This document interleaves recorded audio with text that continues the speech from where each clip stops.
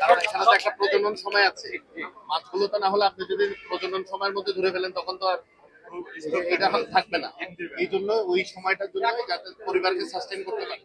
আমার প্রশ্ন ওখানে না, হালদা থেকে মাছ চুরি বলতে বেশ কতগুলো মানুষকে নিয়োগ দেওয়া হয়েছে, এত সত্ত্বেও কিন্তু হালদার মাছ চুরি হয়ে যাচ্ছে। যারা মাছ চুরি করছে তাদের বিষয়ে আপনার বক্তব্য? আমাদের আমি যে কিছুক্ষণ আগে আপনাদেরকে বললাম যে সবকিছু আপনি আইন প্রয়োগ করে বাস্তবায়ন করা সম্ভব না। আপনার মধ্যে কিছু সচেতনতা লাগবে। 40 কিলোমিটার এলাকা পাহারা দেওয়ার মতো জনবল বাংলাদেশ সরকারের নেই, এটা কোনো সরকারের পক্ষে সম্ভব না। এখন আপনি জানেন হালদা হচ্ছে আমাদের এলাকার হেরিটেজ, এটা বাংলাদেশের মধ্যে সবচেয়ে ভালো কোয়ালিটির পোনা কিন্তু এই হালদা থেকে হয়। এখন আমরা যদি নিজের ঘর থেকে ময়লা করে অপরিষ্কার করি, এটা তো মনস্তাত্ত্বিক পরিবর্তন ছাড়া আপনি শত আইন বানিয়ে বা আইন প্রয়োগ করে আপনাদের এটা সামলাতে পারবেন না। আমি মনে করি আপনাদের মাধ্যমে আহ্বান জানাতে চাই, যারা এই কাজ করছেন তারা কিন্তু হাটাজারির লোক, আশেপাশের লোক, চট্টগ্রামের লোক, আপনারা দয়া করে এটা বন্ধ করেন। কারণ এটা করে শুধু আপনারা হয়তো সাময়িকভাবে কিছু ফাইন্যান্সিয়ালি বেনিফিটেড হচ্ছে, কিন্তু আমাদের দেশের একটি ঐতিহ্য এবং একটি শিল্প, মৎস্য শিল্প বা মৎস্য যে কৃষি ক্ষেত্রে স্কোপ, এটা কিন্তু একটা চরম হুমকির মুখে পড়ে যাচ্ছে। তো আমাদের সকলে মিলে এটাকে নিরুৎসাহিত করতে হবে এবং যারা এই কাজে জড়িত আছে তাদেরকে আইনের আওতায় আনা আমাদের সকলে মিলে এই চেষ্টাটা করতে হবে। ধন্যবাদ। প্রতিজনকে 10,000 টাকা করে বেসরকারি ভাবে বেশ কিছু লোক নিয়োগ দেওয়া হয়েছে, তারা সঠিকভাবে দায়িত্ব পালন করছে না বলে অভিযোগ আছে। এখন কতদিনের মধ্যে 10 থেকে 12 সরকারিভাবে নিয়োগ দেওয়া হয়েছে। নাজিরহাট থেকে কালুরঘাট পর্যন্ত এলাকায় মাত্র 15 জনকে নিয়োগ দেওয়া হয়েছে।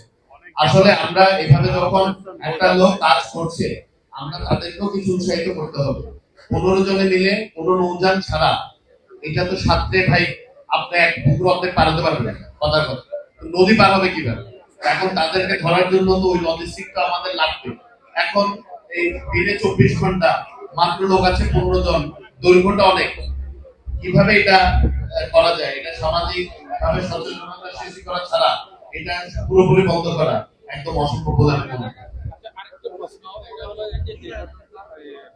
মধুনগর থেকে নাজিরহাট 15 জন, কিন্তু এখানে গবেষণার নামে যে কোটি কোটি টাকা ব্যয় হচ্ছে এটা তো কোনো কাজে আসছে না। হালদার আমাদের মৎস্য হেরিটেজের জন্য, মৎস্যের জন্য কোনো কাজে আসছে না। আমার মনে হয় ওইদিকে এই যে পাহারাদারের জন্য আমার মনে হয় এভাবে ওইখানে নিয়োগ আমাদের এই মৎস্য সম্পদ মন্ত্রণালয় এটা নিয়ে কাজ করছে। আমাদের স্বরাষ্ট্র মন্ত্রণালয় খুবই সজাগ আছে।